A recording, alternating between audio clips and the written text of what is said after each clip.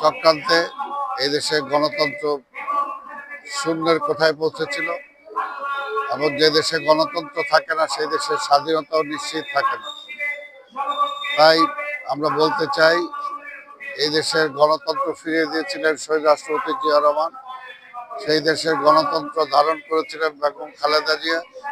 আগামীতে আবার এই দেশের গণতন্ত্র ফিরিয়ে দেওয়ার জন্য আগামীতে যে নির্বাচন হচ্ছে সেই নির্বাচনের বিজয়ের মধ্য দিয়ে দেশনায়ক তারেক রহমান বাংলাদেশের রাষ্ট্র ক্ষমতার দায়িত্ব নিয়ে আবার এই দেশের মানুষের নতুন করে স্বাধীনতার স্বাদ পৌঁছে দেবেন এবং যে কোনো মুহূর্তে দেশনায়ক তারেক রহমান আমাদের মাঝে ফিরে আসবেন এবং আগামী নির্বাচনে তিনি নেতৃত্ব দেবেন এবং এই নির্বাচনের মধ্য দিয়েই জনগণের দল বিএনপি ধানের শীষ প্রতীক নিয়ে রাষ্ট্র ক্ষমতায় যাবে এবং গণতন্ত্র ফিরে আসবে।